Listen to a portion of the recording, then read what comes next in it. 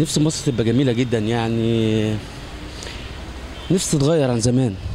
ربنا يخلي سيادة الريس ويصلح حال البلد اللي احنا خلاص زهقنا خالص من اللي احنا فيه. انا نفسي ان احنا نعيش يعني حرين. الحريه اهم حاجه، الحريه اهم حاجه عندنا الاول خالص، الحريه.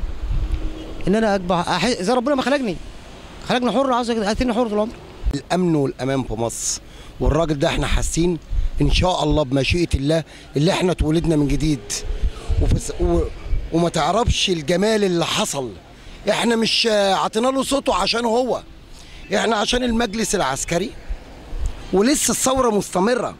والله حضرتك نفسي مصر تبقى احسن دوله يعني، ويبقى فيها رخاء يعني وتنميه، وما نلاقيش فيها عاطل يعني كده، وكل الشباب اللي يعني اللي عايز يتجوز او كده يلاقي برضه فرصه للشقق ومدن سكنيه وكده يعني.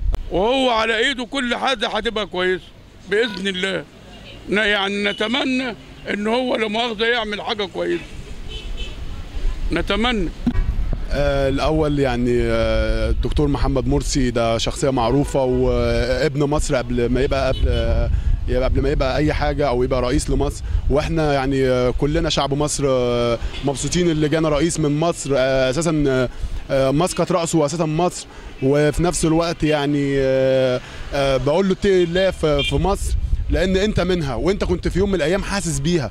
عايزين منه الإصلاح، وعايزين يقف جنب الناس الغلابة الطيبة، أيوة، وعايزين يقف جنب الشباب الحلوه تشغلها، وهو اصلا راجل طيب وبتاع ربنا. وان الشباب ده يشتغل، الشباب اللي قاعد على الرصيف ده اتمنى ان هو يشتغل. انا خطيب بيتي ما بيشتغلش، مهندس ديكور وما بيشتغلش، فبرضه حال البلد وحش، حال البلد وحش. نتمنى ان انت تساعدنا، نتمنى